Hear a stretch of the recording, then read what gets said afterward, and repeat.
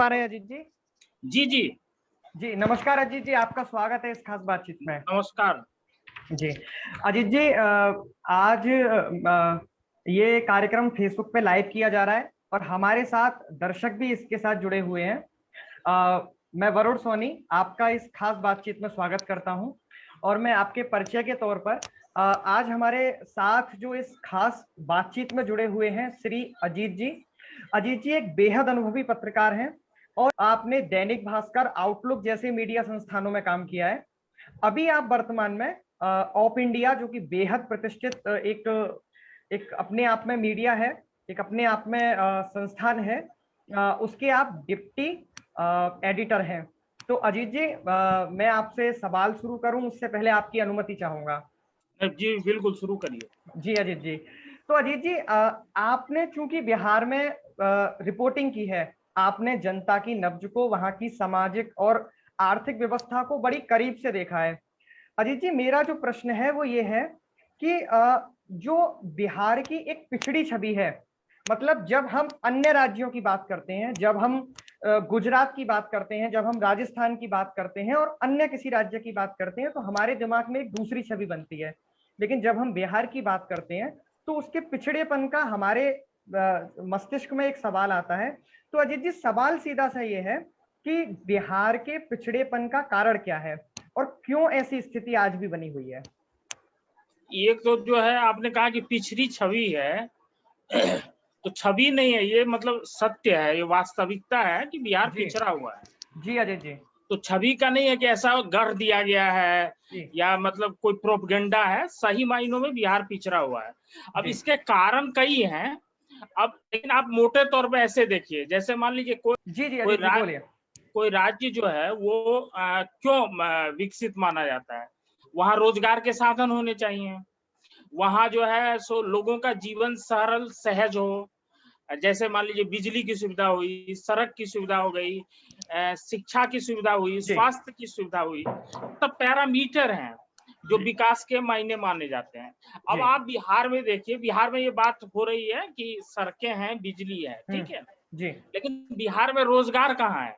जी बिहार में कोई स्थानीय स्तर पे रोजगार नहीं है। जी बिहार के जो शैक्षणिक संस्थान है उनकी क्या स्थिति है? जी दुर्गति हो चुकी है। जी बिहार में स्वास्थ्य सुविधाओं का ये हाल है कि आपको हम्म इलाज कराने के लिए हम्म बिहार से बाहर आना पड़ता है। जी और अगर मान लीजिए वहाँ प्राइवेट कुछ अस्पताल खुल भी गए, उनकी छवि ऐसी है कि अगर जो सक्षम है और उन अस्पतालों में जा सकते हैं, जी तो उनका आप अनुभव जानिए। उनकी छवि ऐसी है कि वो अस्पताल जो है वो आप मजबूरी में गए, आप सक्षम थे, आप मजबूरी में गए, लेकिन वो अस्पताल लूट रहे हैं।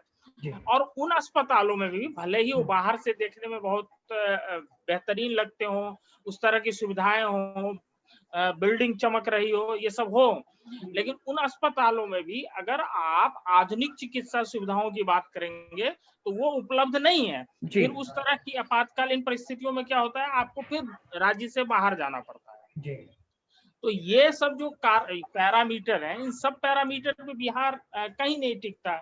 जी जब नहीं टिकता है तो स्वाभाविक रूप से वो पिछड़ा हुआ राज्य है। जी अब जी तो अजीत जी, ये जो आप कहते हैं कि नहीं टिकता है, तो सवाल तो यही है कि अभी भारत अपनी आजादी के कुछ साल बाद 75वें वर्ष मनाएगा, लेकिन ऐसे समय में जब बिहार का युवा शिक्षा के लिए ढूंढता है तो वो बिहार के बाहर जाने की सोचता है, रोजगार के लिए सोचता है, तब बिहार के बाद जाने की सोचता है, बिहार के बाहर जाने का प्रयास करता है। तो पलायन की जो स्थिति है ये क्यों बनी हुई है? इसका जो मोटे कारण है उस पर आप बात बताइए। देखिए, एक तो मैं आपको बताता हूँ कि जी जो पलायन है वो मतलब उसको बुरे सेंस में नहीं लेना चाहिए। जी ये एक तरह से अवसर भी है, हम्म लेकिन पूरा विवाद ये है कि मान लीजिए मुझे जो मतलब जो मजदूरी कर रहे हैं, हम्म या जो मान लीजिए दूसरे श्रम वाले रोजगार हैं जो उनको घर के पास मिल सकते थे, हम्म वो बड़े पैमाने पे पलायन हो रहा है। जी और वो कोई आज आज की मतलब इसकी वजह जो है, अगर आप देखेंगे तो ये हम्म अभी से नहीं है। अब आप देखिए कि जब ये देश आजाद हुआ था तो आप हम्म यही पैरामीटर उठा लीजिए, जो पैरामीटर मैंने आपको बताए हैं। हम्म बिहार अव्वल राज्यों में था। हम्म तो अब ये शुरुआत क्या हुई कि बिहार हम्म का जब देश आजाद हुआ तो एक जी केंद्र सरकार ने कानून बनाया। हम्म अच्छा, और सारे विमर्शों में उन कानूनों की अब चर्चा नहीं होती है जी। वो कानून क्या था कि रेल भाड़ा सामान्यीकरण का कानून था। ठीक है, अब उस कानून को आप मोटे तौर पे ऐसे समझिए, जो झारखंड में भी धनबाद है, जो कोयले का भंडार है वहां, वो पहले बिहार में था। जी। तो अगर आपको धनबाद से कोयला ले जाना है जी। तो उसमें आपको मद्रास ले जाने में या जो आज चेन्नई है मुंबई ले जाने में जो खर्च होता था उतने ही पैसे में आपको रांची ले जाने में खर्च होगा। या मान लीजिए मैं अपने जिले मधुबनी में कोई उद्योग लगाऊं तो मैं वहां भी आऊं तो मुझे उतना ही पैसा खर्चा होगा जी। तो ये दूसरे राज्यों में उद्योगों को प्रोत्साहन देने के लिए, समुद्र किनारे में उद्योगों को प्रोत्साहन देने के लिए और संसाधन की कच्चा माल के का बिहार का, कि बिहार के साथ एक भेदभाव की शुरुआत हुई। ये कानून जो है 90 के दशक में आके खत्म होता है। लेकिन कब होता है? जब बिहार के लिए इस पैमाने पर विकास के अवसर खत्म हो चुके थे। जी। एक अध्ययन मोटे तौर पे अनुमान माना जाता है कि इससे बिहार को 10 लाख करोड़ रुपए का नुकसान हुआ। अब आपको ये मान लीजिए, हम चूंकि 2G देख चुके हैं, कोल स्कैम देख रहे हैं, तो अब आजकल हम लोगों को एक रकम जो है कोई बड़ी नहीं लगती, सब छोटी लगती है। लेकिन आप कल्पना करिए कि 90 के दशक से पहले 10 लाख करोड़ रुपए कितना बड़ा अमाउंट होता था। बड़ा। और ये चीज देखिए, अगर ये कानून बन गया तो इस कानून को हटाना भी उतना मुश्किल नहीं था, क्योंकि ज्यादातर समय उससे पहले बिहार में हो या केंद्र में हो कांग्रेस की सरकारें थी, तो उनके लिए आसान था, दोनों जगह थी। लेकिन बिहार का, अब आप सरकारों पे ही दोष नहीं मर सकते हैं। जब इतना बिहार के साथ इतना बड़ा अन्याय हो रहा था, बिहार के जनमानस में आपने इसको लेके कोई देखा? कोई आप पूरा सर्च कर लीजिए, इस आंदोलन को लेके, कोई इस कानून के को लेके विरोध हुआ? जबकि आप दूसरे राज्यों से करिए, आप देखिए कितने बड़े विरोध खड़े हो जाएंगे। जी बिल्कुल। पूरी प्रक्रिया जो है, मतलब ये ऐसा नहीं है कि लालू के आने से शुरू हो गया या नीतीश कुमार ने इसको गति दी, ये सब उसी समय शुरू हो गए थे। पहला तो एक बड़ा कारण ये है कि बिहार में बड़े उद्योग धंधे उस पैमाने पे नहीं लगे। इसका एक बड़ा कारण ये कानून था जिसने वो किया। दूसरा कारण था कि बिहार में जो हर लोकल स्तर पे आप देखेंगे तो मतलब पूरी सूची है, हर जिले की आपको मिल जाएगी कि कहीं पे सीमेंट का उद्योग था, कहीं पे दिया सलाई का उद्योग था, कहीं तंबाकू का उद्योग था, कहीं किसी और चीज का उद्योग था। ये जो छोटे छोटे उद्योग हैं वो था, उससे लोग जुड़े हुए थे और उनको रोजी रोजगार जो है वहां पर भी मिल जाता। अब इसका मतलब ये नहीं है कि मैं कह रहा हूँ कि उससे पहले पलायन नहीं था, लेकिन वो जो पलायन था वो ज्यादा बड़े अवसरों के लिए पलायन था। या मान लीजिए आप चले जाएंगे तो गिरमिटिया बना के भी बिहार के लोग ले गए, तो वो एक अलग शासन काल था, वो तो प्रताड़ित था, जबरन बहका के लोग ले गए, उसकी तुलना आप इससे नहीं कर सकते ना। तो फिर क्या होता है, 90 के दशक के बाद जब कानून व्यवस्था गिरती है, लॉ एंड ऑर्डर खराब होता है और ये जो छोटे छोटे उद्योग चल रहे थे, इनको जरूरत थी, बाजार भी आ चुका था, जो बाजारवाद का दौर है वो भी आ चुका था, तो इनको जरूरत थी बाजार से जोड़ने की और इनको था कि आधुनिक तकनीक से परिचित कराने की। ये काम नहीं हुआ। तो इसके कारण क्या हुआ कि ये जो छोटे छोटे उद्योग धंधे जो लोकल बाजार को सप्लाई करते थे, वो एक चेन सिस्टम था, वो कोलैप्स कर गया। तो वो भी एक बड़े पैमाने पे बेरोजगारी हुई। तो फिर वो क्या करेंगे, रोजी रोटी के लिए पलायन करेंगे। ये जो आप मजदूर देख रहे हैं इतने बड़े पैमाने पे करते हैं, वो बराबर उसमें से एक ये है जो कभी उसके पास एक हुनर था, वो एक श्रम जानता था, लेकिन उसको जो है नीतियों ने जो तकनीक से नहीं जोड़ा, उसकी जो उपेक्षा।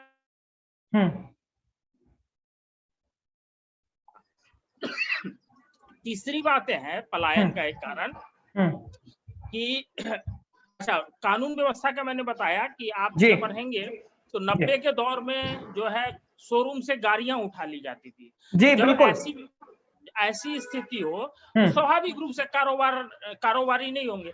अच्छा, अब आप कहेंगे कि एक दुकान चला गया तो क्या होगा?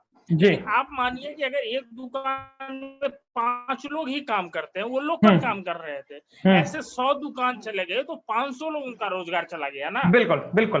तो इसी तरह से ये चीजें होती गई।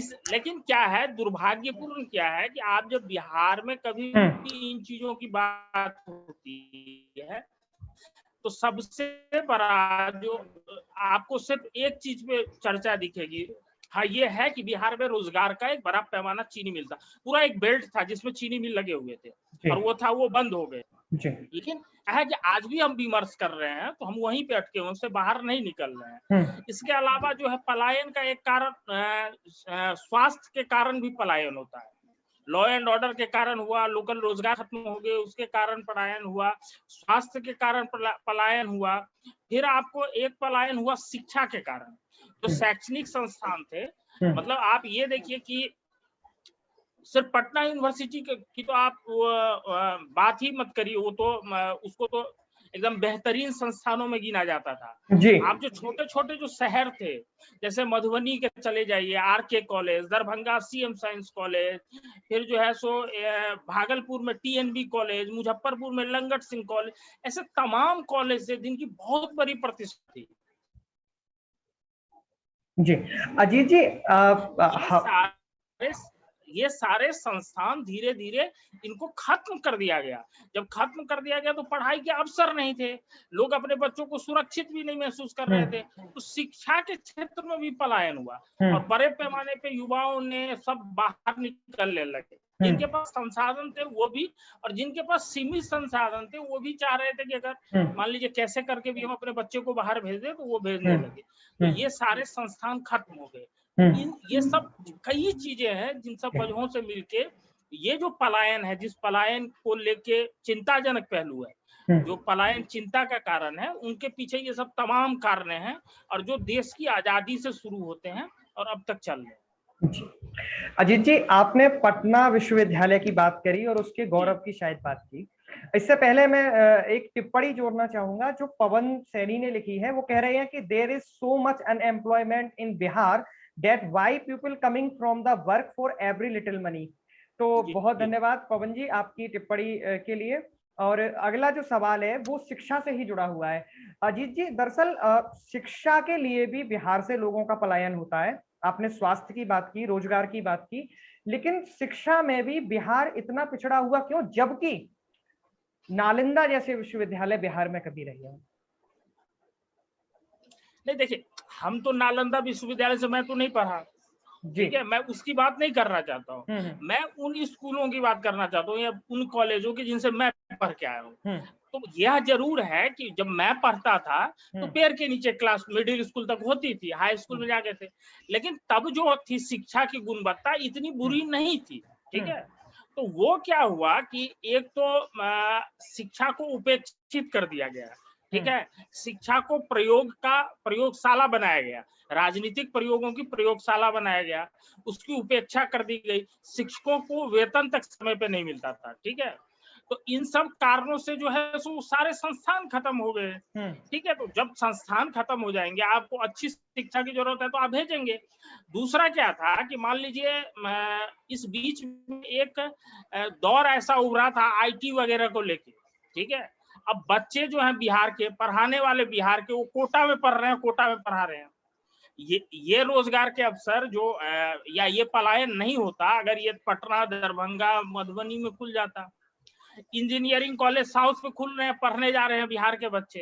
अच्छा, इसमें से दिलचस्प ये है कि उन्हीं इलाकों के लोगों के भी इंजीनियरिंग कॉलेज है। जयपुर चले जाइए, साउथ चले जाइए, महाराष्ट्र चले जाइए, उनके ही इंजीनियरिंग कॉलेज, उनके ही डेंटल कॉलेज, पढ़ने वाले बच्चे बिहारी, पढ़ाने वाले बिहार के, संस्थान बिहारियों का, बिहार के लोगों का। वो निवेश क्यों नहीं कर रहे थे? क्योंकि उनको जो है राजनीतिक जो नीति है, सरकारी नीति है, वो एक तो उस तरह से प्रोत्साहित नहीं कर रही थी। दूसरा कारण क्या था? सुरक्षा। जो मैं कह रहा हूँ कि कानून व्यवस्था की स्थिति इतनी बुरी हो गई थी कि आपको पता नहीं था कि हम घर से निकले हैं फिर वापस लौट के आएंगे, तो उसमें कोई अपना पैसा कैसे निवेश करेगा? तो एक तो संस्थान खत्म हो रहे थे, दूसरा जो नए अवसर पैदा हो रहे थे उसको भुनाने के लिए भी अवसर मौजूद नहीं थे। तो स्वाभाविक है ना कि वो लोग बाहर जाएंगे। नीतीश कुमार के आने के बाद इसमें क्या चेंजेस हुए कि इन स्कूलों का की बिल्डिंग आप देखेंगे तो काफी सुंदर बिल्डिंग हो गई है, ये सब कुछ हो गया, मतलब आधारभूत संरचना के स्तर पे आप बात करें तो। लेकिन जो है वो शिक्षा या शिक्षा की जो गुणवत्ता है वो बहाल नहीं हो पाई। ठीक है। और इसमें कई, देखिए इसमें एक कारण यह भी है, सब कुछ अब सरकारों के मत्थे नहीं मर सकते। एक जो है, जब हम लोग पढ़ रहे थे तो एक समाज भी निगरानी कर रहा था शैक्षणिक संस्थानों की, स्कूलों की, कॉलेजों की, वो भी निगरानी खत्म हो चुकी है। नहीं तो मान लीजिए जब नीतीश कुमार ने जो वो शिक्षकों की बहाली की, जो अब अदालत में मामला चल रहा है, जिनकी गुणवत्ता को लेकर सवाल उठते हैं, मेरे गांव का कोई शिक्षक में उस समय नियुक्ति हो रही थी, तो हमें पता था कि उसकी शैक्षणिक गुणवत्ता कैसी है, और वो कल गांव के स्कूल में पढ़ाएगा तो बच्चों को क्यों पढ़ाएगा। तो एक हमारी भी तो सामाजिक जिम्मेदारी थी ना कि उस समय उसका विरोध करते। फिर हम भी चुप हो गए कि भाई ठीक है, हमारे पड़ोसी के बच्चे का कल्याण हो रहा है, हमारा क्या जा रहा है। जी ठीक है, तो और इससे पहले समाज में ये शिक्षा को लेकर नहीं था, एक निगरानी रखी जाती थी, और मतलब शिक्षकों का वो सम्मान भी था, और एक शिक्षा पर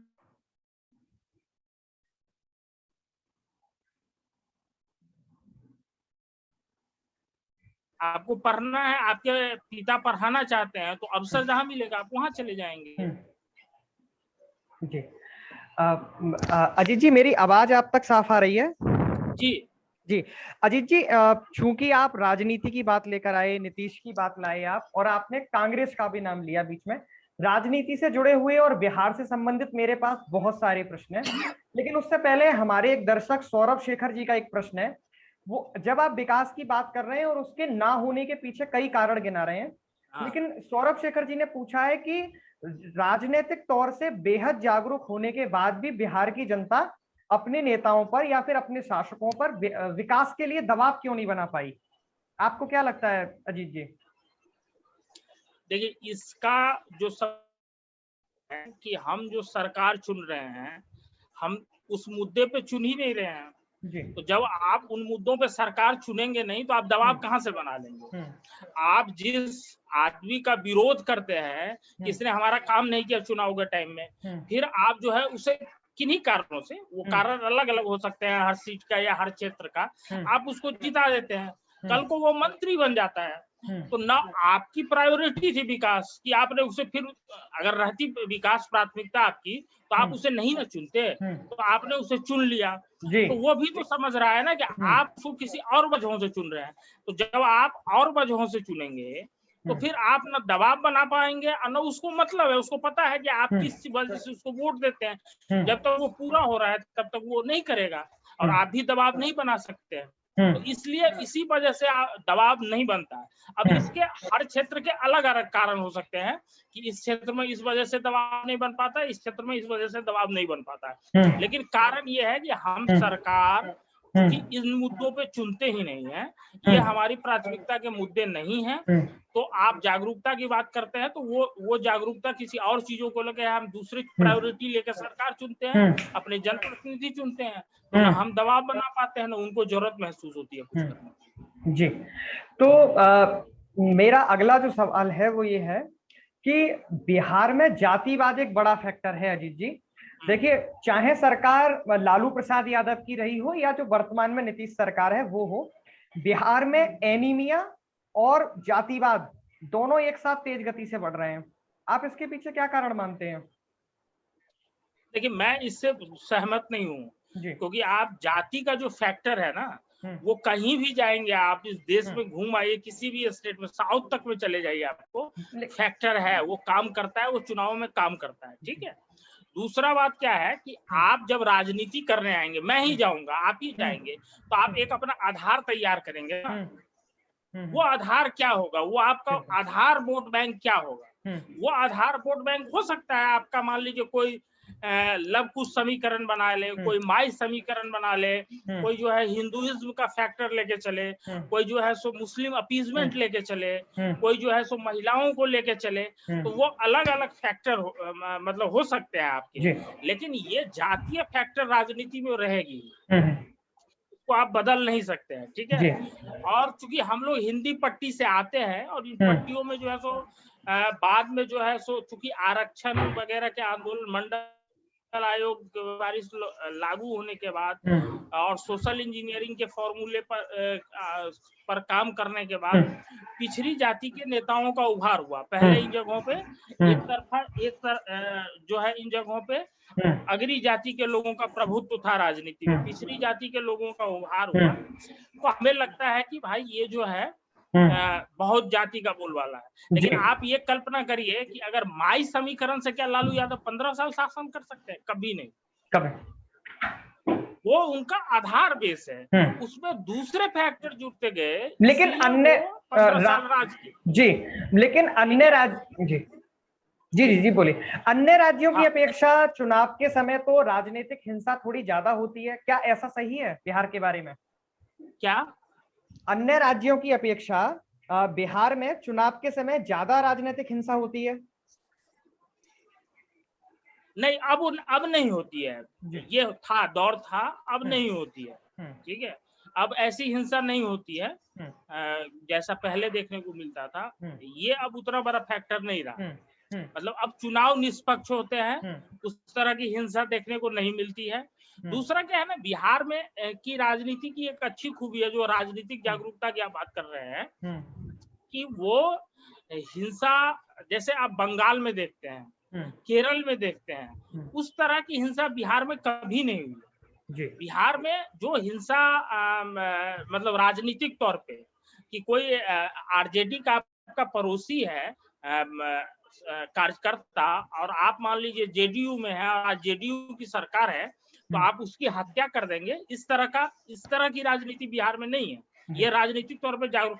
बिहार में हिंसा जो हो रही थी वो जातीय हिंसा थी, क्योंकि राजनीति में जो है, जो पिछड़ों का उहार हो रहा था, और अगरे जो है उससे पहले अगरे थे, उसके बाद उसके कारण जो है जो जातीय गोलबंदी हो रही थी, उसके कारण एक हिंसा हो रही थी जो आप बात कर रहे हैं। वो जातीय हिंसा का एक दौर था।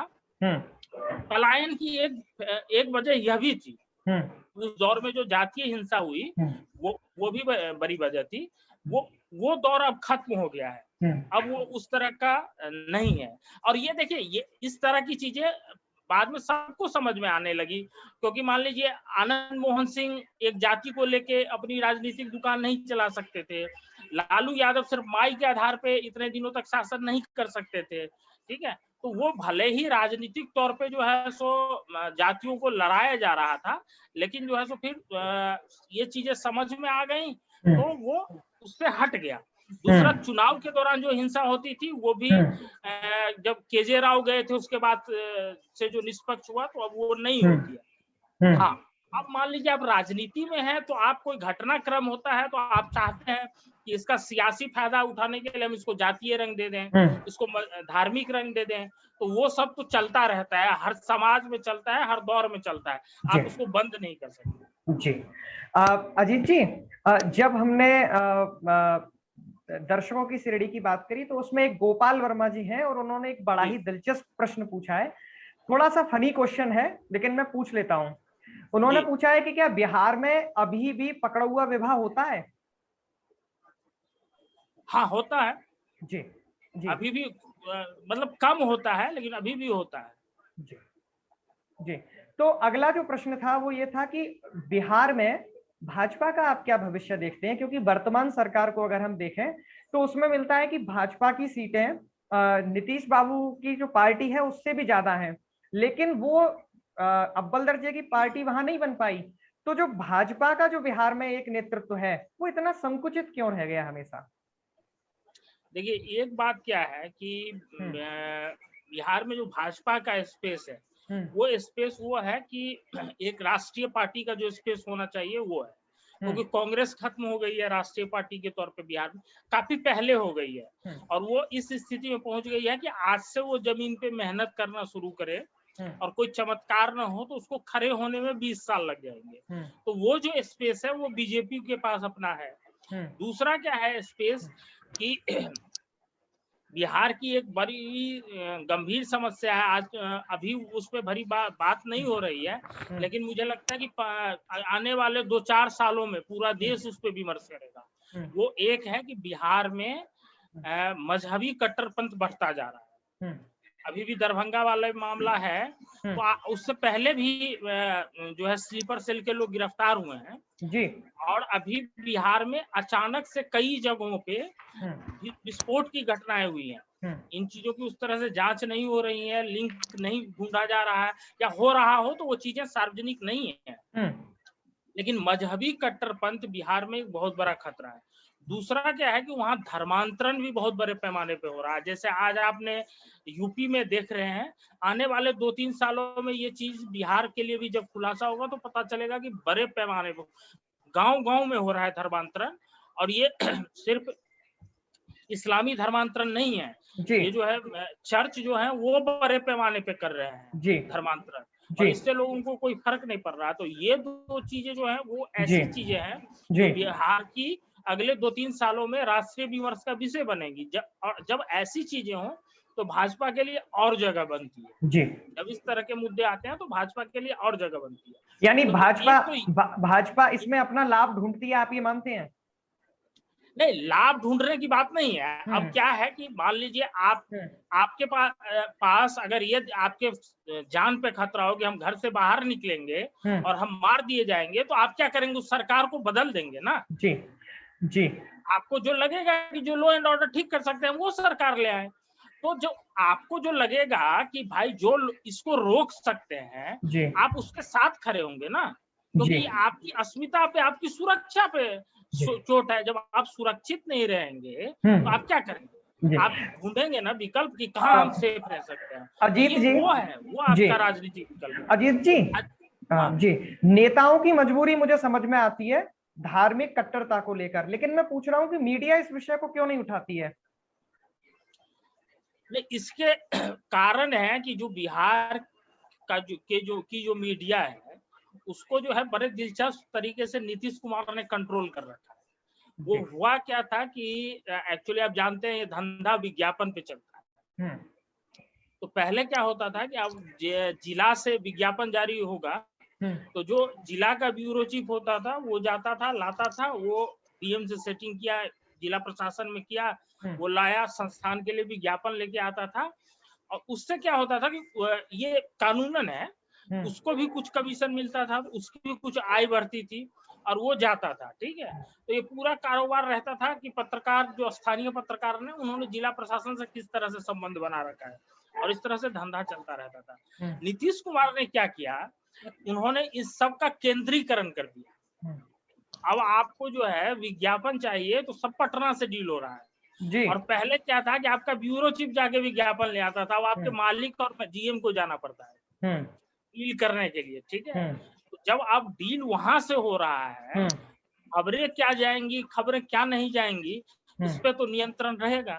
तो वो तय हो रहा है। तो इसलिए मीडिया में उस तरह से चीजें नहीं आ रही हैं।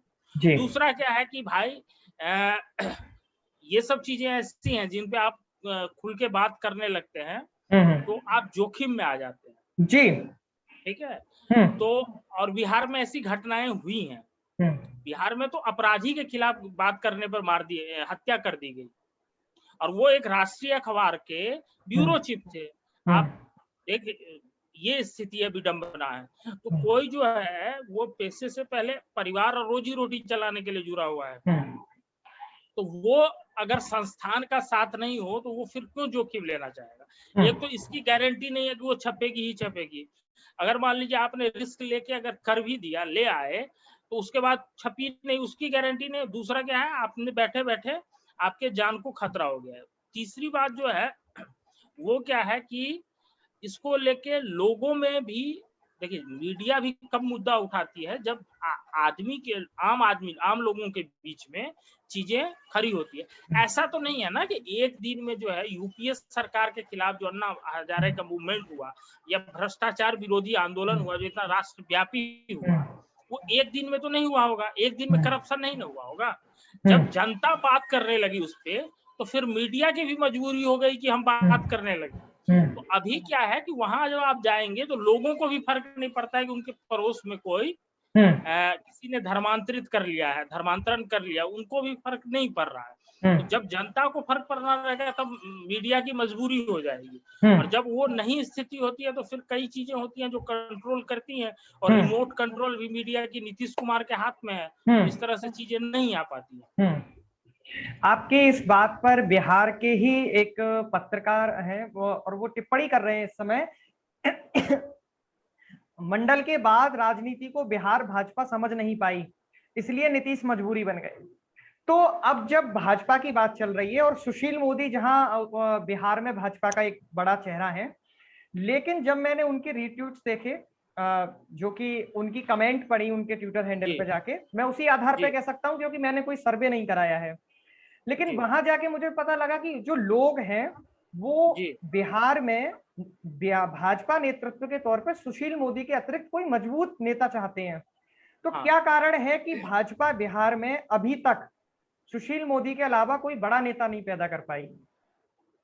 देखिए, नेता जो है वो कैसे पैदा होता है? नेता पैदा होता है आंदोलनों से, ठीक है कि आप पैदा होता है, फिर आंदोलन से ही वो पैदा नहीं होता, उसके पीछे एक पार्टी, एक संगठन, एक पूरी ऊर्जा लगती है एक नेता को तैयार करने में। फिर उस नेता की क्षमताओं पर निर्भर करता है कि वो कितना प्रभावशाली हो पाएगा। तो जो बिहार में जो आप देख रहे हैं, जैसे मान लीजिए नीतीश कुमार हैं, लालू यादव हैं, रामविलास पासवान हैं, सुशील मोदी हैं, ये सब एक आंदोलन से पैदा हुए थे। फिर इनके पीछे पार्टी ने, संगठन ने अपना संसाधन, ऊर्जा खर्च करके इनको नेता बनाया, ऐसा नेता जिसका राज्य में प्रभाव था। अगर मान लीजिए इन्हीं लालू यादव को 90 में जब जनता दल को अपना मुख्यमंत्री चुनना था, तो लालू यादव पहले उम्मीदवार तो थे नहीं, मुकाबला था। उस समय जनता दल की जो अंदरूनी राजनीति थी, उसके कारण लालू यादव को मौका नहीं मिलता, फिर उनके पीछे वो ऊर्जा नहीं लगती, तो क्या लालू यादव का ये प्रभाव हो पाता? नहीं हो पाता। इसी तरह से नीतीश कुमार के साथ भी है। तो भाजपा जब 90 में थी, भाजपा के पास कुछ चेहरे थे, जैसे सुशील मोदी थे, नंदकिशोर यादव थे, अश्विनी चौबे थे, गिरिराज सिंह थे, एक ढाका से विधायक हुआ करते थे, मतलब मैं उनका नाम भी भूल गया हूँ, 4-5 बार विधायक रहे बीजेपी के, शायद अब हैं भी नहीं भाजपा में, वो भी थे। ये सब प्रभावशाली नेता थे। उस समय जब कैलाशपति मिश्र बिहार में भाजपा संगठन बना रहे थे, उसका प्रसार कर रहे थे, तो अब नेतृत्व तय करता है कि वो किसके साथ आगे जाएगा। तो बाद का जो भाजपा नेतृत्व है उसने तय किया कि हम सुशील मोदी के साथ जाएंगे, तो सुशील मोदी के पीछे ऊर्जा लगाई गई। तो अपने समकक्षों में सुशील मोदी आगे आके भाजपा का बिहार में चेहरा बन गए। ठीक है, पहला कारण तो ये हुआ। दूसरा कारण क्या है कि उसके बाद जो है इसी तरह की ऊर्जा किसी और के पीछे नहीं लगाई गई। अब आप एक साथ 3 या 2 नेताओं के पीछे इसी तरह की ऊर्जा लगा देंगे तो आपस में ही झगड़ा हो जाएगा ना, आपस में ही विवाद हो जाएगा। फिर क्या है कि पिछले 15 सालों से बिहार में कमोबेश भाजपा सत्ता में है, तो जब आप सत्ता में होते हैं तो फिर आंदोलन से तो आप नेता लाएंगे नहीं, फिर तो आपके पास जो लोग हैं उन्हीं में से आपको उसके किसी नेता के पीछे जो है वो सारी ऊर्जा, सारी रणनीति उसके इर्द गिर्द केंद्रित करनी पड़ेगी, उसमें निवेश करना पड़ेगा, फिर अपनी क्षमताओं से वो कितना प्रभाव छोड़ पाता है यह भी देखना पड़ेगा, और यह एक दिन का प्रोसेस नहीं है। ठीक है, तो अभी जो है सुशील मोदी, आपने ठीक कहा कि सुशील मोदी की छवि जो है वो बाद के दिनों में बहुत खराब हो गई थी और इसी कारण से उनको हटा दिया गया है। लेकिन उनका जो रिप्लेसमेंट, मान लीजिए अभी जो 2 लोग उप मुख्यमंत्री बनाए गए वो भी भविष्य के चेहरे नहीं है। तो भाजपा जो है इस स्तर पे काम कर रही होगी। अब वो कौन सा चेहरा उसका भविष्य बनेगा वो एक दिन में तय नहीं होगा या 15 दिन या 1 महीने में तय नहीं होगा, ये पूरी प्रक्रिया है और 2024 के आसपास लगता है कि वो तस्वीर स्पष्ट हो जाएगी कि भाजपा किसके चेहरे के साथ आगे बढ़ना जी। अजीत जी, एक दर्शक हैं प्रवीण झा जी, कह रहे हैं वो आपकी मुस्कुराहट देखना चाहते हैं, कह रहे हैं ये आपके जॉनर का विषय है, आप थोड़ा मुस्कुराइए। और अगला जो प्रश्न है अजीत जी, बिहार पॉलिटिक्स में 2 युवा नेता हैं। एक हैं आपके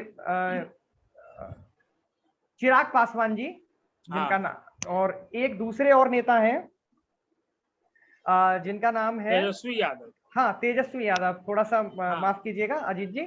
तो तेजस्वी यादव और चिराग पासवान।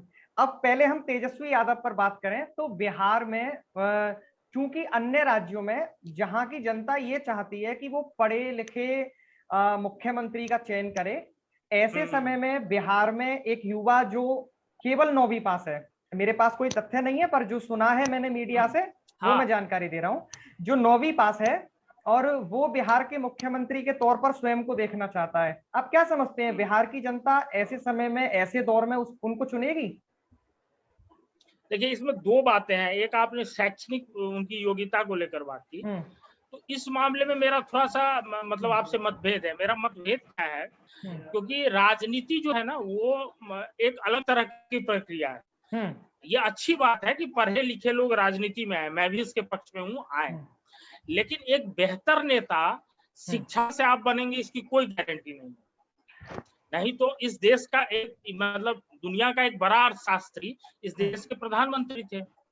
उनकी लोकप्रियता आप देखिए, और उनके सामने शैक्षणिक योग्यता में आज जो इस देश का प्रधानमंत्री वो कहीं नहीं था। लेकिन उसकी लोकप्रियता देखिए, जमीन आसमान का फर्क है। क्यों फर्क पैदा होता है?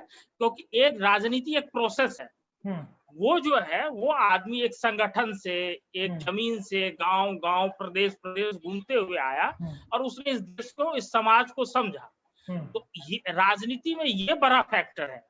ये फैक्टर जो है सो लालू यादव में था कि वो समाज को बहुत बेहतर ढंग से समझ पाते थे। तो इसलिए जो है शैक्षणिक योग्यता एक नेता बनने के लिए मैं मानता हूं कि उतना बड़ा पैमाना नहीं रखा जाना चाहिए। लेकिन क्या तेजस्वी यादव में संभावनाएं हैं? तो इसका एक बात बताता हूं कि जब बिहार में इस वक्त चुनाव हो रहे थे तो तेजस्वी यादव के पक्ष में बहुत अच्छा माहौल था जी। और आप पहले चरण की सीट देखेंगे ना तो आरजेडी को काफी अच्छी सीटें मिली हैं जी। सब कुछ होने के बावजूद जी। वो आदमी एक अच्छा बल्लेबाज क्या होता है ना, वो जब पिच पे सब कुछ समझ लेता है तो अपने विकेट आसानी से नहीं गवाता है। उस आदमी ने हाथ में आई हुई बाजी को फिसलने दिया नहीं, लेकिन बिहार का जो शिक्षा का भविष्य है, नहीं मैं बात अपनी पूरी करूं। जी बिल्कुल बिल्कुल। राजनीतिक व्यक्ति के तौर पे भी आप अगर उस व्यक्ति को लेकर बात कर रहे हैं तो एक राजनीतिक तौर पे उस व्यक्ति में मुझे संभावनाएं नहीं दिखती हैं। पर इसका कारण मैं उसकी सिर्फ शैक्षणिक योग्यता को नहीं मानता हूं। ठीक है, हाँ मैं मानता हूं कि शैक्षणिक योग्यता नहीं है, ये इनका इसलिए भी दुर्गुण है क्योंकि ये लालू प्रसाद की तरह एक प्रोसेस से नेता नहीं बने हैं। इनको विरासत में मिली है। लालू यादव को प्रोसेस से मिला था। वो पढ़े लिखे भी थे लेकिन वो प्रोसेस से राजनीति में आए थे। इनको विरासत में मिली है तो इनको वो भी अनुभव नहीं है, समाज की भी समझ नहीं है। मैं संभावना इनमें नहीं देखता हूँ। मेरा सिर्फ ये कहना था कि राजनीति में मैं शिक्षा को उतना बड़ा फैक्टर नहीं मानता। जी अजीत जी, लेकिन बिहार की शिक्षा का क्या भविष्य होगा एक ऐसे मुख्यमंत्री के हाथ में जो स्वयं शिक्षित ना हो? बड़े शॉर्ट में आंसर चाहूंगा आपसे। नहीं देखिए, आप ये सोचिए कि हमारा जो अभी जो सिस्टम है उसमें सब कुछ चलाता कौन है? वो ब्यूरोक्रेसी चलाता है। उनका पढ़ा लिखाना तो आवश्यक है ना। आप जो है आप मंत्री के रूप में या मुख्यमंत्री के रूप में आप जो है नीति बनाने के लिए नहीं बैठेंगे। ठीक है, आपका काम है विजन देना। जैसे आपका नेता का के पास दृष्टिकोण होना चाहिए कि हमारी शिक्षा व्यवस्था का के विकास का मॉडल ये हो और इस हिसाब से आप नीति तैयार करिए और इसका क्रियान्वयन करिए। ये नेता का काम क्रियान्वयन करना भी नहीं, इसके लिए ब्यूरोक्रेसी है, वो पढ़ी लिखी होती है। अब देखिए, विजन होना चाहिए नेता के पास। जैसे नीतीश कुमार जब आए तो उन्होंने एक स्कूली शिक्षा की व्यवस्था को शुरू करने के लिए एक प्रयोग शुरू किया। उन्होंने बिहार में एक स्कूल होता था नेतरहाट, और वो जब राज्य अलग हुआ तो झारखंड में चला गया। बिहार बोर्ड में जो टॉपर बच्चे होते थे वो नेतरहाट के ही होते थे। तो नीतीश कुमार ने तय किया कि एक ऐसा ही मॉडल स्कूल बनाएंगे और बाद में उसको राज्य के हर जिले में बनाएंगे कम से कम। पहला स्कूल और अभी तक का एकमात्र स्कूल जमुई में एक सिमुलतला नामक जगह है, वहां पे जो है शुरू किया गया।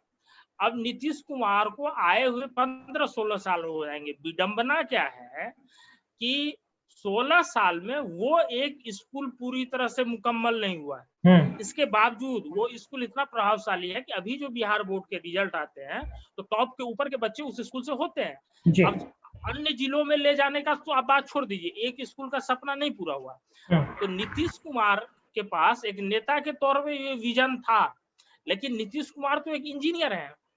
अगर आप शैक्षणिक योग्यता की बात करें तो वो तो इंजीनियर हैं, वो भी तो इसको इम्प्लीमेंट करने में नाकाम रहे हैं ना, क्योंकि उनकी प्रायोरिटी नहीं है। उस समय जब वो आए थे लोगों को गुड फील कराने के लिए, उनके पास विजन था, उन्होंने उस विजन के हिसाब से दिया, ब्यूरोक्रेसी ने पॉलिसी बनाई, वो जमीन पे गई, बाद में वो उनकी प्रायोरिटी नहीं रही। जब वो उनकी प्राथमिकता में नहीं रही, वो नौकरशाही की प्राथमिकता में नहीं रही, वो बात खत्म हो गई। तो मेरा ये कहना है कि नेता के पास समाज को लेके या कोई भी फील्ड आप उठा लीजिए, उसको लेके एक दृष्टिकोण होना चाहिए, और वह दृष्टिकोण उसकी प्राथमिकता में हो।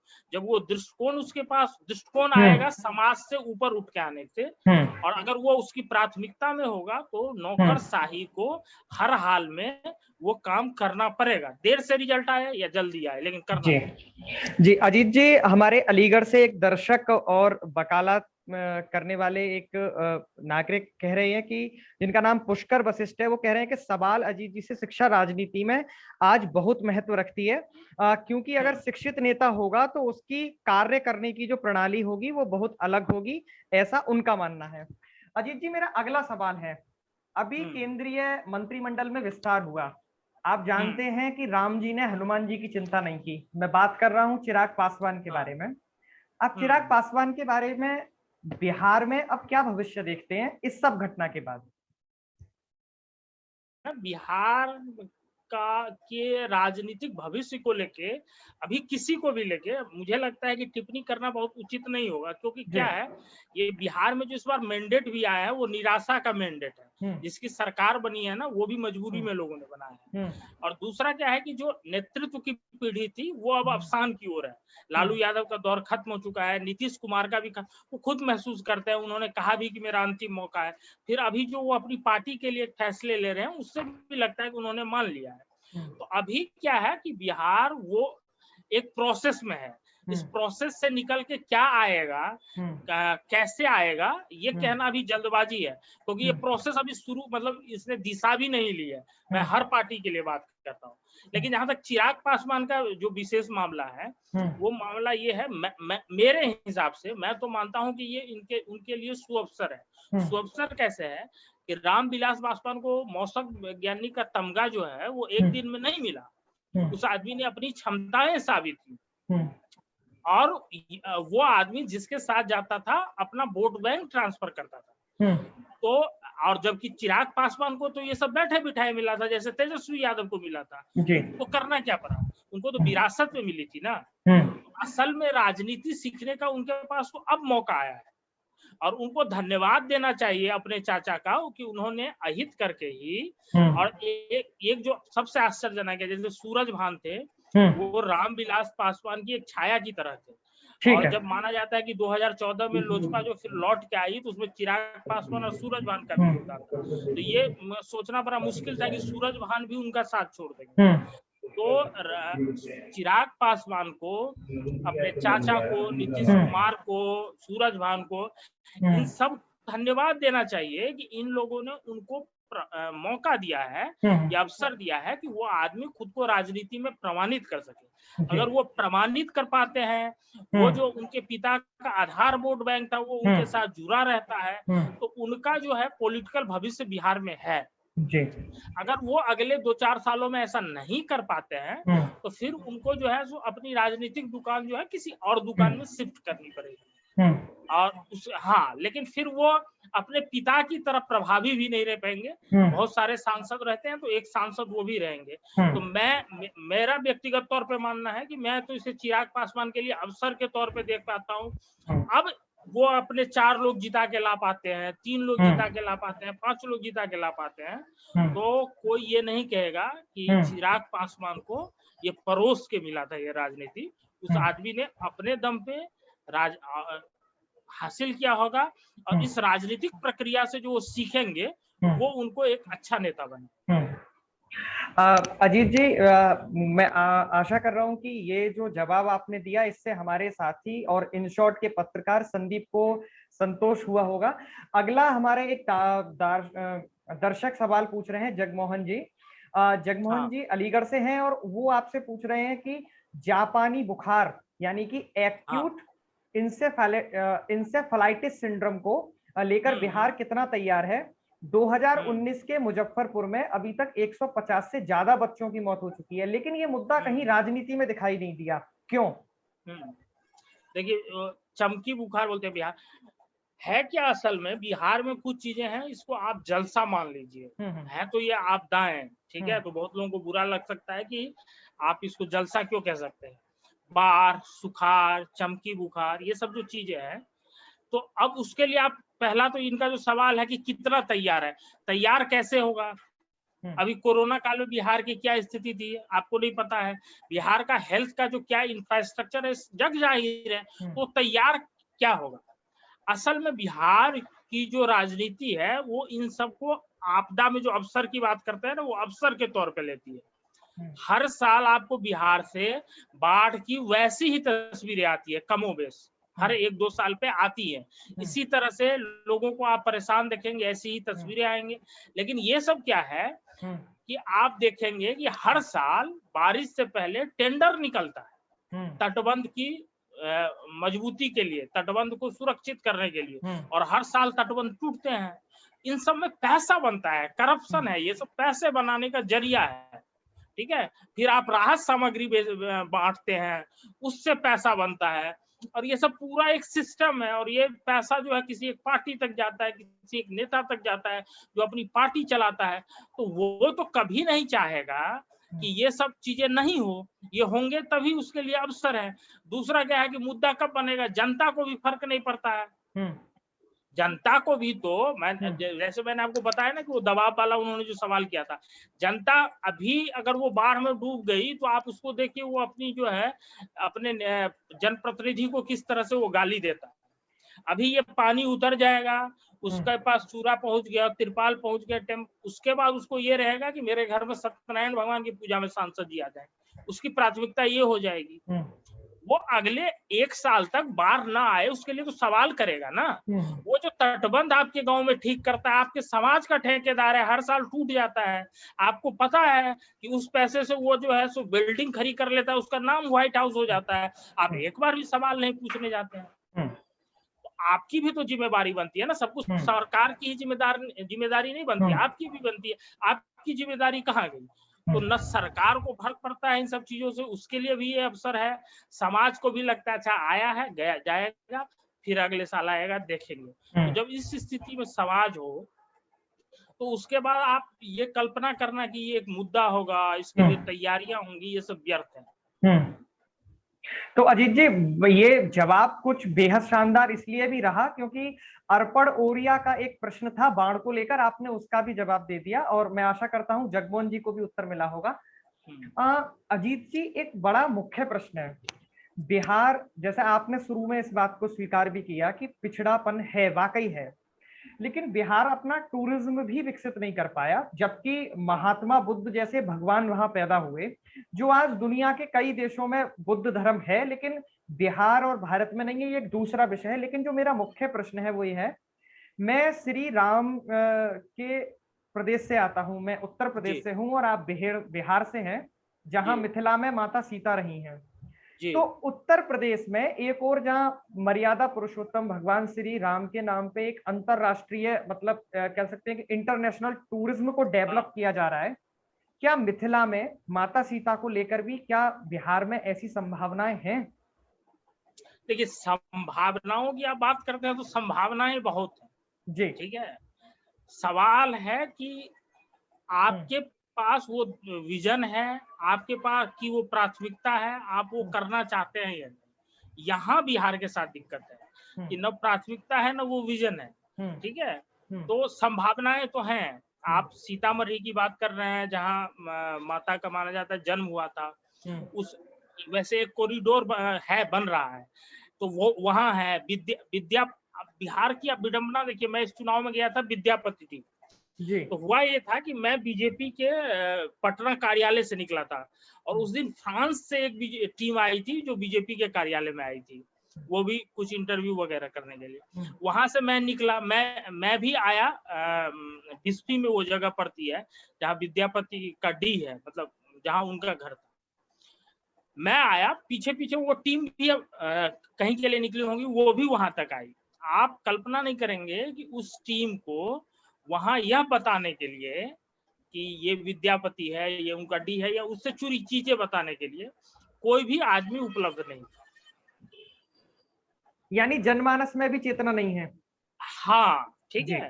तो मैं वही कह रहा हूँ कि समाज और सरकार दोनों की गड़बड़ियां हैं, एक को आप दूसरा नहीं दे सकते। तो ऐसे बहुत सारे जगह हैं, ठीक है, जैसे गौतम बुद्ध से ही जुड़ी चीजें हैं, सीता और रामायण से जुड़ी चीजें हैं, फिर उसके बाद जो है विद्यापति हैं, मंडन मिश्र है, मंडन मिश्र भारती मिश्र आप जानते होंगे। जी जी जी, शंकराचार्य से जिनका संवाद हुआ। जी, तो ये सब कई चीजें हैं। आप जो है सो एक कपिलेश्वर है, कपिल मुनि जो है वहाँ जो स्थापित शिवलिंग कपिल मुनि से जुड़ा हुआ है।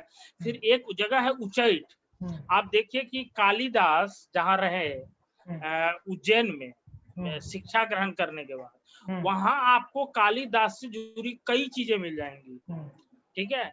लेकिन उच्चैठ है जहाँ पे उनको शिक्षा मिली थी, मतलब माना जाता है कि भगवती ने वहीं उनको आशीर्वाद दिया था, उन्होंने वहीं शिक्षा ग्रहण की, फिर उसके बाद वो गए।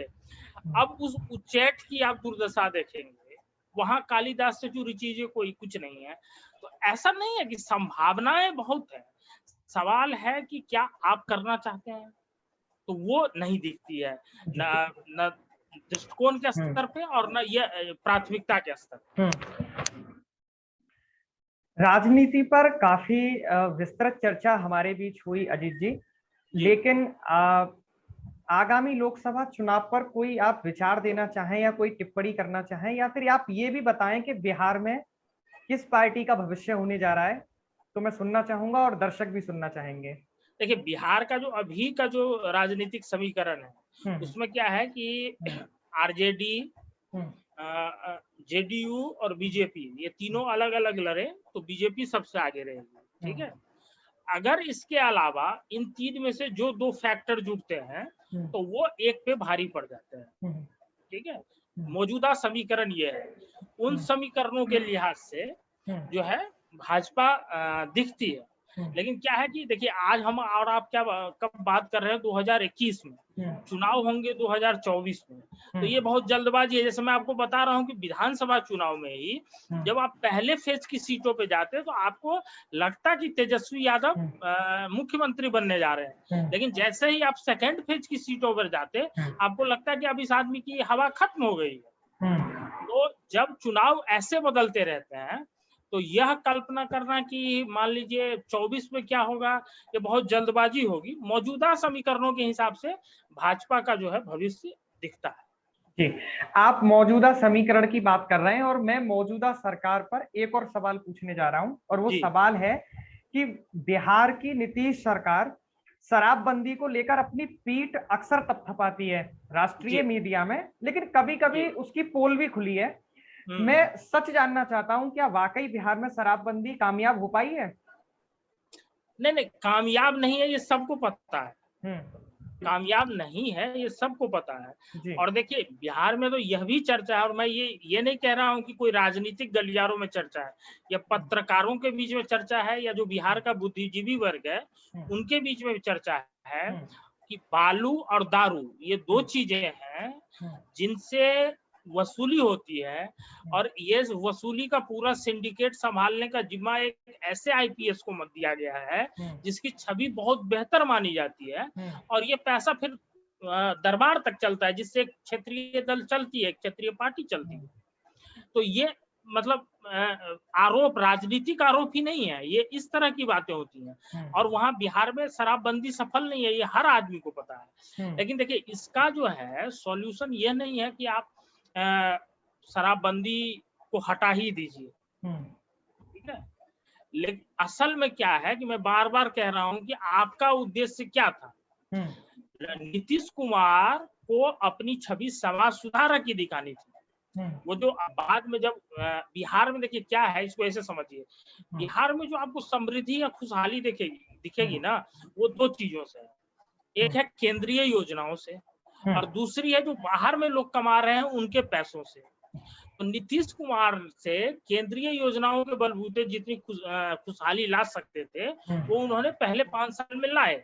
जैसे सड़क का काम हुआ, जबकि ये काम चाहते तो लालू यादव या राबड़ी देवी भी कर सकते थे, केंद्र सरकार की योजनाएं थी, उन्होंने नहीं किया, लेकिन नीतीश कुमार ने किया। इसके लिए प्रशंसा की जानी चाहिए उस आदमी को। उस आदमी ने बिजली लाई, तो ये सब जो है केंद्रीय योजनाओं के पैसे से उसने काम किए। उसके बाद क्या है, अपने स्तर पे जब करने की बारी आई, जब राज्य सरकार की जिम्मेदारी आई, तो उन्होंने समाज सुधारक का चोला ओढ़ लिया कि हम जो है सो दहेज विरोधी हैं। तो दहेज का सो हर कोई विरोध करना चाहता है, कौन कहेगा कि अच्छी बात है। हम जो है शराब के विरोधी हैं, कौन कहेगा शराब अच्छी चीज है। तो वो उन्होंने सामाजिक सुधारक का चोला ओढ़ लिया।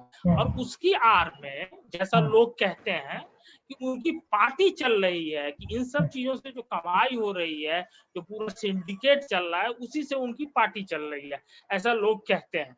ठीक है, मेरे पास मतलब कोई ऐसा साक्ष्य नहीं है, लेकिन ऐसी चर्चाएं हैं, गंभीर चर्चाएं हैं। और जब आप देखते हैं कि रोज शराब पकड़ी जा रही है, जब आप देखते हैं कि गांव-गांव में शराब मिल रही है, जब लोग कैमरे पे खुलेआम कहते हैं कि होम डिलीवरी हो जाती है, तो आपको मानना पड़ेगा कि ऐसा कुछ गड़बड़ है। इस नीति में मतलब उनकी प्राथमिकता यह नहीं थी कि हम शराब बंद कर दें, उनकी प्राथमिकता था कि शराब से अभी जो आ रहा है वो सरकारी खजाने में आ रहा है, वो सरकारी खजाने में अब न आए। जी अजीत जी, चूंकि समय भी बहुत हो रहा है और काफी सारे प्रश्न हमारे पास आए, इस बीच एक प्रश्न और आया है जिसको मैं अंतिम प्रश्न के रूप में ले रहा हूं, संस्कार अव्यग्र जी का। वो कह रहे हैं कि लेकिन मैं इसमें एक बात जोड़ना चाहता हूं कि मैं व्यक्तिगत तौर पे मानता हूं और लोग भी ऐसा मानते हैं कि बिहार में प्रतिभा है, बिहार के लोग प्रतिभाशाली हैं और वो अपने आप को इसके लिए प्रूव भी करते हैं। लेकिन बिहार के बाहर जो दिहाड़ी मजदूर काम करते हैं, समाज उनके संग जो प्रताड़नाएं देता है, समाज उनके प्रति जो नजरिया रखता है, समाज उनके साथ जो व्यवहार करता है, वो गलत तो है, लेकिन इस पर समाज को क्या विचार करना चाहिए, कैसे इस पर रोकथाम हो सकती है, इस बारे में कुछ आप विचार दीजिए। देखिए, मैं कोई समाज सुधारक नहीं हूँ। समाज में ये जो है सो विसंगति है, ये तो आपको मानना पड़ेगा, ठीक है। और हर समाज को अपनी बीमारी ठीक करने का खुद इलाज ढूंढना पड़ेगा। अगर हरियाणा का समाज उसको उस नजर से देखता है, काम से कोई छोटा बड़ा नहीं होता है, कोई श्रमिक भी है तो वो भी राष्ट्रीय समाज के निर्माण में उसी तरह से योगदान कर रहा है जैसा कोई एक IAS अधिकारी करता है। तो सम्मान तो सबको मिलना चाहिए। तो अगर मान लीजिए किसी को कोई समाज नहीं दे रहा है, वर्ग नहीं दे रहा है, तो ये उस समाज की विसंगति है, उसको खुद से इलाज ढूंढना होगा। अब जो है बिहार के समाज को खुद क्या करना चाहिए इसमें, तो मैं कह रहा हूं कि ये जो पलायन है, जो आप श्रम के लिए कर रहे हैं ना, मजदूरी के लिए, जो आपको पहले अपने दरवाजे पे मिल जाता था आज से कई साल पहले, या आपको आज भी मिलना चाहिए, उसका जब तक आप समाधान नहीं करेंगे, ठीक है, तो आपको जो है इस बीमारी का इलाज नहीं है। देखिए, आपके पास जो चीज सीमित हो ना, आप उसका ज्यादा सम्मान करते हैं जी, खुद आता है, आप उसका ज्यादा ख्याल रखते हैं। अब क्या है कि आपको चाहिए एक मजदूर, यहाँ पे 4 की डिलीवरी हो रही है, तो आपके लिए जो है सो फिर तो वो है ना कि अरे तुम नहीं, तुम आओ, तो ये वाली स्थिति है। अभी आप देखिए बिहार में जब नीतीश कुमार के पहले कार्यकाल में चीजें सुधरी थी, तो लोग इन्हीं मजदूरों को लाने के लिए तमाम तरह के प्रलोभन देके बिहार जा रहे थे, क्योंकि पलायन थोड़ा कम गया था। फिर वो स्थिति जो है गड़बड़ हो गई, स्थिति चीजें बदल गई, तो फिर से वो तेज हो गया है। तो ये जो वो कह रहे हैं कि समाज में जो दिक्कत है, तो वो उस समाज को ढूंढना होगा, लेकिन बिहार के समाज को यही इलाज ढूंढना पड़ेगा, ये जो छोटे छोटे काम है वो लोगों को अपने दरवाजे पे मिल जाए। और इसके लिए कोई देखिए मतलब हम लोग बात कंक्लूड कर रहे हैं, तो हम लोग सिर्फ समस्याओं पे बात किए, तो इसलिए मैं ये जोड़ देना चाहता हूँ। बिल्कुल बिल्कुल जोड़िए। हाँ जी। इसके लिए कोई जो है मंगल ग्रह से विचार लाने की जरूरत नहीं है, ठीक है, लेकिन हवाई विचारों की भी जरूरत नहीं है। आपको यह स्वीकार करना होगा कि आप जिन विमर्शों में जिन उद्योग मतलब वो चीनी मिल, कपड़ा मिल, इनकी जो बात करते हैं ना, आप ग्राउंड पे जाके रियलिटी देखिए, आप इन मिलों को फिर से खड़ा नहीं कर सकते हैं, इनकी स्थिति ऐसी हो गई है। तो वो तो एक तो आपको भी जिद छोड़ना होगा कि नहीं भाई, यहाँ चीनी मिल है तो चीनी मिल होना चाहिए। दूसरा क्या है कि मानेसर से कोई मारुति का प्लांट उठ के नहीं जाए, ठीक है, और ये जो आप बड़े निवेशक आएंगे यहाँ बड़ा लगा देंगे 10,000 लोगों को एक फैक्ट्री में या एक कंपनी में रोजगार मिलेगा, ऐसा कुछ नहीं होना। व्यवहारिक बन के सोचना पड़ेगा। अब इस तरह की हवाई बातें करते रहेंगे तो अभी शाहनवाज हुसैन नए उद्योग मंत्री हैं, उनके नए नए दावे आप सुनते होंगे, 24 तक वो दावे ही रहेंगे। सवाल है कि आपके पास जो संरचना है जो है तो आप कैसे रिवाइव कर सकते हैं, पहला तो ये। दूसरा क्या है कि आपको वो ढूंढना पड़ेगा जो लोकल स्तर पे आप क्या क्या कर सकते हैं। अब उसके लिए भी पूरे बिहार को आप एक तरह से हाँक नहीं सकते हैं कि जैसा हम मधुबनी को हाँकते हैं वैसा दरभंगा को भी हाँक लेंगे, वैसा ही जमुई को या वैसा ही गया को। जैसे मान लीजिए मैं उदाहरण के तौर पे बताता हूँ आपको कि गया में एक जगह है केनार चट्टी। वहां पहले क्या था कि लोग बर्तन बनाते थे और वो उसके लिए बाहर से व्यापारी आते थे, वो भी ले जाते थे और लोकल बाजार भी था उनके लिए। अब क्या हुआ कि आपने उसको उपेक्षित, ऐसा तो नहीं है कि अब लोगों ने बर्तन खरीदना बंद कर दिया होगा, बाजारवाद बढ़ा है ना, उपभोक्तावाद की संस्कृति बढ़ी है, लोगों की खरीदने की क्षमता बढ़ी है, तो स्वाभाविक तो उन्होंने क्या किया, उसकी जो उपेक्षा की, तो अब बाहर से वहां पे प्रोडक्ट आ रहा है गया के मार्केट में, और वो केनार पट्टी में वो उद्योग धंधा चौपट हो गया। एक आध घर अब बनाते हैं कभी कभार, बाकी सब मजदूर बन के बाहर चले गए। इसी तरह से आप हर जिले के लिए या हर इलाके के लिए आप यह ढूंढिए कि आप क्या रोजगार कर सकते हैं, वो छोटे छोटे रोजगार जिसमें भले ही मान लीजिए 1000 आदमी का नहीं हो, लेकिन 100 रोजगार ऐसे हों जिसमें 10-10 आदमी ही हो, फिर उनको बाजार मिल जाए। तो उससे जो है इस तरह की अगर कोई आप योजनाएं बनाएंगे तो उससे फायदा होगा। लेकिन अगर आप वो बड़ी बातें हवाई बातें करेंगे तो ना अभी तो कुछ बदला है, ना आने वाले दिनों में कुछ बदलने जा रहा है। जी, इस खास बातचीत के दौरान हमारे साथ जुड़े हुए सभी दर्शकों को बहुत बहुत धन्यवाद और बहुत विशेष आभार अजीत जी आपके लिए इस खास बातचीत में बने रहने के लिए। और आज बिहार पर बहुत विस्तृत, लंबी, सामाजिक और आर्थिक सभी प्रकार के मुद्दों पर बातचीत हुई।